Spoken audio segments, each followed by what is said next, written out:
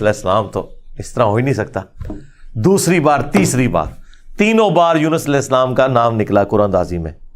تو یونس علیہ السلام نے, اچھا قرآن میں اشارتاً اس کا ذکر ہے, اسرائیلی روایتوں میں تفصیل کے ساتھ ہے, لیکن یہ بالکل قرآن میں فٹ ان بیٹھتی ہیں.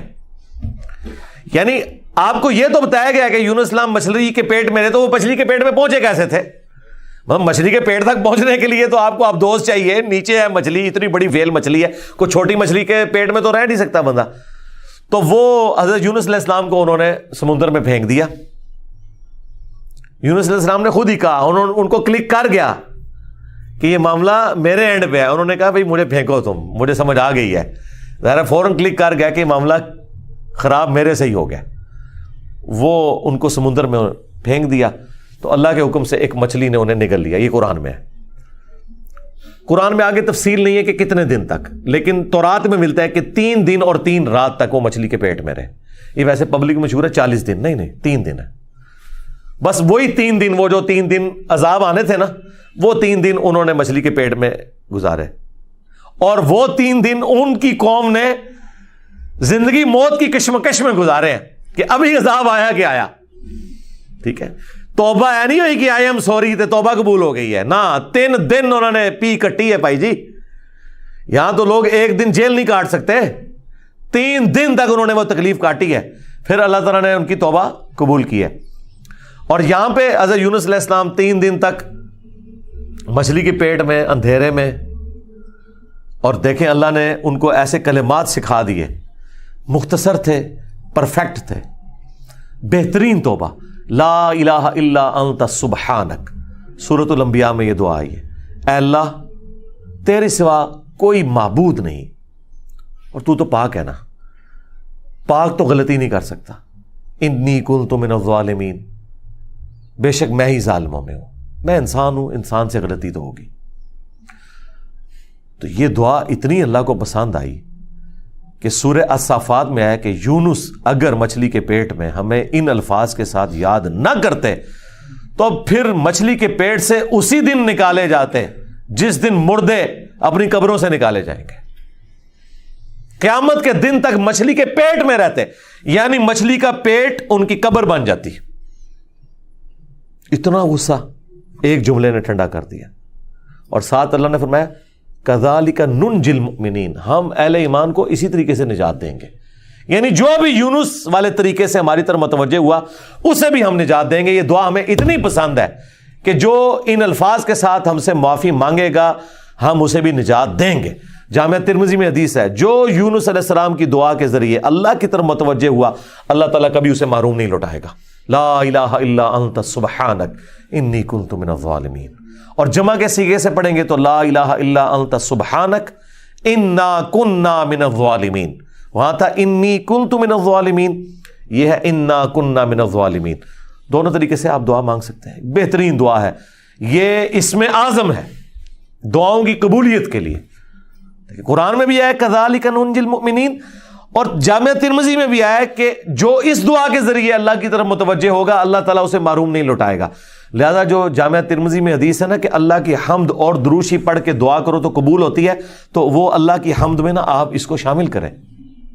لا الہ الا انت سبحانک انی کنت من الظالمین, یہ اللہ کی بیسٹ حمد بھی ہے اور بیسٹ استغفار بھی ہے, اور ایسا استغفار ہے کہ اللہ کی رحمت کو ٹریگر کرنے والا ہے.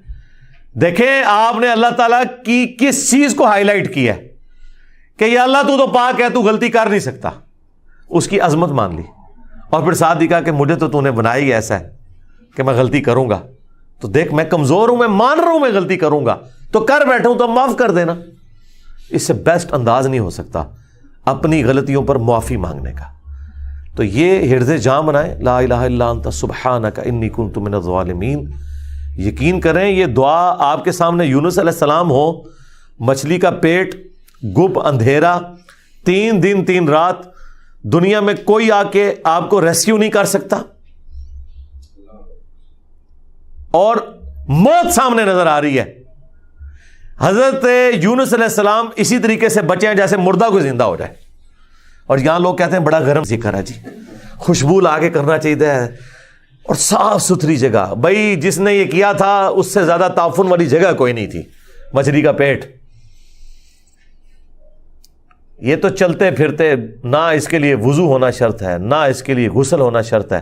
اس کے لیے صرف ایک نیک نیتی کے ساتھ اللہ کی طرف متوجہ ہونا شرط ہے کہ آپ مان لیں کہ آپ کمزور ہیں، طاقتور وہ ہے. آپ غلطی کریں گے، وہ غلطی نہیں کرتا. آپ معافی مانگیں گے، وہ معافی دینے والا ہے.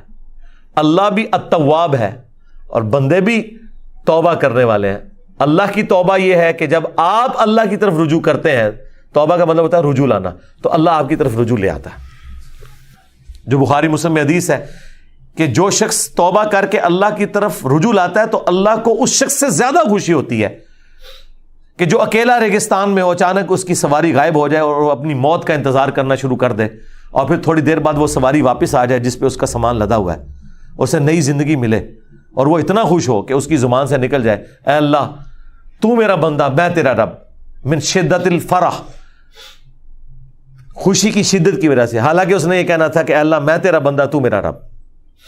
اس سے زیادہ اللہ تعالیٰ کو خوشی ہوتی ہے جو بندہ رجوع لے آتا ہے. تو یونس علیہ السلام کی دعاؤں کو آپ اپنے استغفار میں، اپنی صبح و شام کے اذکار میں، ہر جگہ اپنے تشہد کے اندر اس دعا کو پڑھا کریں. یہ بڑے بڑے مشکلوں کو آسان کر دیتی ہے. یار آپ دیکھیں ایک بندے کو اپنی موت سامنے نظر آ رہی ہے اور اس موت میں سے اسے زندگی مل جائے. بس جب آپ نا امیدی کے اینڈ پر پہنچے ہوں اور آپ کو کوئی امید نظر نہ آئے تو آپ یہ پڑھیں لا الہ الا انت سبحانک انی کنت من الظالمین. انشاءاللہ تعالی اللہ تعالیٰ اس مشکل میں بھی کوئی نہ کوئی ایسی راہ نکال دے گا جو آپ نے گمان بھی نہیں کبھی کی ہوگی. بہرحال وہ 3 دن اور 3 رات کے بعد یونس علیہ السلام کو مچھلی نے ساحل پر ڈال دیا. اب ان کا جسم کافی ڈیمیج ہو چکا ہوا تھا. قرآن میں آیا کہ ان کے لیے اللہ تعالیٰ نے کدو کی بیل اگا دی جو ان کے اوپر سایہ کی ہوئی تھی، کیونکہ بالکل لاغر ہوئے ہوئے تھے وہ، اور پھر دھوپ سے بچاؤ کے لیے وہ بیل بھی ان کو چاہیے تھی. پھر سسٹین ہوئے. جب واپس اپنی قوم میں آئے تو دیکھا کہ جناب سارے رفع دین نمازاں پڑھ رہے نے. انہوں نے کہا پوری زندگی بخاری مسلم دی حدیثاں دکھائیاں، انہیں رفع دین نہیں شروع کیتا، اچانک کیا ہو گیا ہے؟ یعنی وہ سارے کے سارے مان لیں. یہ میں آج کے دور میں ٹرانسلیٹ کر رہا ہوں. پھر کہنے کے کتنے لکھے ہے سرکار؟ دیکھیں اللہ تعالیٰ ہر دور میں اپنے بندے بھیجتا ہے جو اس دور کی لینگویج میں ان کو وہ بات سمجھاتے ہیں. تو انہوں نے دیکھا بھی انقلاب یہ کہاں سے آ گیا. سارے اونچی آمین کہہ رہے ہیں، سارے رفع الیدین سے نماز پڑھ رہے ہیں، سارے نے جڑے اپنی شلواریں جھونگ لیاں نے، کیا ہو گیا؟ تو پتہ چلا کہ جناب اللہ تعالیٰ نے معاف کر دیا ان کو. اور یہ ایک ایسا ایکسیپشنل واقعہ ہے جو اللہ تعالیٰ کی پوری بنائے ہوئے پلان کے اندر، پوری ڈیسٹنی میں، پوری انسانی تاریخ میں اور کسی کے لیے نہیں ہوا. اس خاص واقعے کی وجہ سے ہی اس سورت کا نام سورہ یونس ہے. اگرچہ یونس علیہ السلام کا ذکر آپ نے دیکھ لیا، بس یہ اتنا صحیح آ رہا ہے. یہ باقی پورے واقعات قرآن میں سکیٹرڈ فارم میں ہے. سورہ ہود سے میں نے بیان کیا، سورۃ الاعراف، باقی صورتوں سے جوڑ کے آپ کو ایک جگہ پوری پکچر بتائی ہے. حالانکہ عام بندے سے پوچھے نا کہ سورہ یونس میں کیا ہوگا تو وہ یہ بتائیں گے آپ کو کہ سورہ یونس میں یہ لکھا ہوا ہوگا کہ حضرت یونس علیہ السلام کتنے خوبصورت تھے، ان کی زلفوں کا رنگ کیا تھا، ان کے ماں باپ کہاں رہتے تھے، وہ کہاں پیدا ہوئے، کہاں فوت ہوئے. عام آدمی تو یہ سمجھ رہا ہوگا. حالانکہ سورہ یونس کا جو مرکزی ٹاپک ہے نا وہ توحید ہے، ٹوٹل توحید. اور اس میں حضرت یونس علیہ السلام بھی فٹ ان بیٹھ رہے ہیں. کیوں؟ توحید کا مطلب یہ ہے کہ ہوگا وہ جو اللہ چاہے گا، اور اللہ چاہے تو اپنا بنایا ہوا قانون بھی توڑ سکتا ہے. اللہ اپنے قانون کا بھی کوئی پابند نہیں ہے. لیکن یہ دنیا کے اعتبار سے، آخرت کے لیے نہیں. آخرت کے لیے اللہ نے قرآن میں یہ بتایا کہ میں اپنے وعدے کے خلاف نہیں چلوں گا. آخرت اللہ کا قانون نہیں ہے، وعدہ ہے. اور اگر اللہ وعدہ توڑتا ہے نا تو وہ اللہ نہیں رہتا، کیونکہ جو وعدہ پورا نہ کرے وہ جھوٹا ہوتا ہے، اور جھوٹ اللہ کی طرف منسوب نہیں.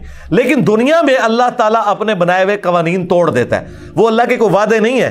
اللہ کا قانون ہے کہ آگ جلائے گی، ابراہیم کو نہیں جلایا تو اللہ تعالیٰ کو اس سے کوئی فرق نہیں پڑتا. یہ اللہ کا کوئی وعدہ نہیں تھا. چھری کاٹتی ہے، اسماعیل علیہ السلام کو نہیں کاٹا، یہ اللہ کا قانون ٹوٹا. سمندر میں انسان غرق ہو جاتا ہے، موسیٰ علیہ السلام کے لیے راستہ بن گیا، یہ اللہ کا قانون ٹوٹا معجزے کے طور پر. آخرت میں کوئی قانون نہیں ٹوٹے گا. جو مواہد دنیا سے گیا، اللہ کا تابع فرمان، پیغمبروں کا مطیع، پھر اس پہ تقدیر غالب نہیں آئے گی کہ نہیں جی اے تیری میں ایک گل سنبھال کے رکھی ہے لہذا تو زیرو نل ملٹیپلائی ہو گیا. نہیں، وہاں بھائی نیکیاں تولی جائیں گی. چاہے گناہوں کے پلڑے میں بڑے سے بڑا گناہ بھی آ گیا شرک کے سوا، اور نیکیاں بھاری ہو گئی، تو اللہ تعالیٰ کسی کو یہ کہے گا کہ بھی نہیں کہ بالکل دوتے اے زیرو زیرو ہی بچے ہیں. نہیں، بس یہ میرا وعدہ ہے کہ میں بچا لوں گا. بلکہ اللہ کی تو رحمت اس سے بھی زیادہ ہے. وہ تو اپنے پیغمبر کی شفاعت سے جن کے نیکیوں کے پلڑے ہلکے بھی ہو جائیں گے ان کی بھی کمپنسیشن فرما دے گا اگر وہ شرک نہ کرتے ہوئے. انشاءاللہ تعالی ہمیں تو اللہ تعالیٰ بغیر حساب و کتاب کی جنت میں داخلہ عطا فرمائے. آمین. مع النبیین والصدیقین والشہداء والصالحین. آمین. بہرحال یونس علیہ السلام جب واپس آئے، انہوں نے یہ ساری بہاریں دیکھی تو ظاہر ہے کہ خوشی خوشی انہوں نے اس کو ایکسیپٹ کیا، اور اللہ تعالیٰ نے پھر اس کو قیامت تک کے لیے قرآن میں نقل کر دیا. اب یہ وہ الفاظ، اب یہ پورے واقعات آپ کے سامنے ہو تو اب آپ اس کا ٹیسٹ فیل کریں. اعوذ باللہ من الشیطان الرجیم، بسم اللہ الرحمن الرحیم. فلولا كانت قرية آمنت فنفعها ایمانها، پس کیوں ایسا نہ ہوا کہ کوئی بستی ایمان لائی ہو تو اس کو ایمان لانا نفع دے دیتا. یہ کبھی ہوا ہی نہیں ایسا. الا قوم یونس، سوائے قوم یونس کے، کہ یونس علیہ السلام کی اجتہادی خطا جو ڈیبٹ تھی وہ کریڈٹ بن گئی ان کے امت کے حق میں، کہ چونکہ ان کے وقت کے پیغمبر نے اللہ کی وحی کے انتظار کے بغیر وہ جگہ چھوڑ دی تھی، اللہ نے اس کا بینیفٹ ان کی قوم کو دے دیا. لما آمنوا، جب وہ ایمان لے آئے، کشفنا عنہم عذاب الخزی فی الحیات الدنیا، تو ہم نے دور کر دیا ان سے، کھول دیا دنیا کی زندگی کی رسوائی کا عذاب. وَمَتَّعْنَاهُمْ إِلَىٰ حِينٍ، اور ہم نے انہیں دنیا میں لطف اندوز ہونے کے لیے ایک اور مدت فراہم کر دی. اللہم احسن عاقبتنا فی الامور کلہا واجرنا من خزی الدنیا وعذاب الآخرہ. آمین. تو یہاں پر وہ عذاب ہم نے ان سے دور کر دیا، یعنی وہ عذاب آیا ہوا تھا، اس کے آثار نمایاں تھے، پھر اللہ تعالیٰ نے وہ کھول دیا. وہ جس شکل میں بھی تھا، کوئی بادل آئے ہوئے تھے پھر کھول دیے. وَلَوْ شَاءَ رَبُّكَ لَآمَنَ مَنْ فِي الْأَرْضِ كُلُّهُمْ جَمِيعًا، اور اگر تمہارا رب چاہتا تو جتنے لوگ زمین میں آباد ہیں سب کے سب ہی مومن ہو جاتے. اس کا کیا مطلب ہے کہ اگر اللہ تعالیٰ زبردستی ہدایت دینا چاہتا، اس کا یہ مطلب نہیں ہے کہ اللہ تعالیٰ یہ چاہتا ہے کہ لوگ جہنم میں جائیں. یہ رسول اللہ کو سنگولر کے سیغے سے تسلی دی جا رہی ہے کہ اگر اللہ تعالیٰ نے زبردستی ایمان دینا ہوتا نا تو دے دیتا سب کو، لیکن اللہ تعالیٰ یہ چاہتا ہے کہ لوگ خود سے اپنی چوائس سے مجھے چوز کریں. افانت تکرہ الناس حتی یکونوا مؤمنین، تو اے نبی کیا آپ لوگوں کو مجبور کرنا چاہتے ہیں یہاں تک کہ وہ ایمان لے آئیں؟ یعنی آپ نے زبردستی نہیں کرنا. حضور ٹینشن ہی بڑی لیتے تھے کہ میں دعوت دے رہا ہوں لوگ قبول نہیں کر رہے، تو حضور کو کہا گیا آپ نے ٹینشن نہیں لینی، جنہوں نے جہنم میں جانا ہے جائیں. سورۃ البقرہ میں آیا کہ ہم آپ سے نہیں پوچھیں گے لوگ جہنم میں کیوں پہنچ گئے. سورہ طٰہٰ میں آیا کہ ہم نے قرآن اس لیے نازل نہیں کیا کہ آپ مشقت میں پڑ جائیں. ما انزلنا علیک القرآن لتشقی الا تذکرۃ لمن یخشی، یہ اس کے لیے ہے جو اللہ کی دھمکی سے ڈر جائے. وما کان لنفس ان تؤمن الا باذن اللہ، اور کسی جان کے لیے یہ ممکن ہی نہیں ہے کہ وہ ایمان لے آئے مگر اللہ کے اذن سے. مراد یہ کہ صرف کوشش بھی کوئی چیز نہیں ہے، اللہ کی طرف متوجہ بھی ہوں، تقدیر پلس کوشش دونوں مل کے کمپلیشن کی طرف جاتے ہیں. ربنا لا تزغ قلوبنا بعد اذ ہدیتنا وہب لنا من لدنک رحمہ انک انت الوہاب. آمین. وَيَجْعَلُ الرِّجْسَ عَلَى الَّذِينَ لَا يَعْقِلُونَ، اور اللہ تعالیٰ کی سنت ہے کہ وہ گندگی ڈال دیتا ہے ان لوگوں پر جو بے سمجھ ہیں، یعنی جو اپنی عقل کو استعمال نہیں کرتے ان پر اللہ گندگی ڈال دیتا ہے، انہیں حق بات سجائی نہیں دیتی، اور دوسروں کو اللہ تعالیٰ ان کی کوشش کی سبب ایمان دے دیتا ہے. اس کو آپ دنیا میں مثال سے سمجھیں، ایک ہی بارش برستی ہے نا زرخیز زمین پر برستی ہے تو وہاں سے کھیتی نکلتی ہے، اور گندگی کے ڈھیر پہ جب وہ بارش پڑتی ہے تو بدبو نکلتی ہے۔ اس میں بارش کا قصور نہیں ہے، اس گندگی کے ڈھیر کا ہے۔ ایک شخص نے اپنے آپ کو خود گندگی کا ڈھیر بنا لیا کہ اس نے حق بات قبول نہیں کرنی، تو اس کا اینڈ رزلٹ یہی نکلنا ہے کہ اس سے آپ پورا قرآن گزار دیں، اس سے کوئی فرق نہیں پڑے گا۔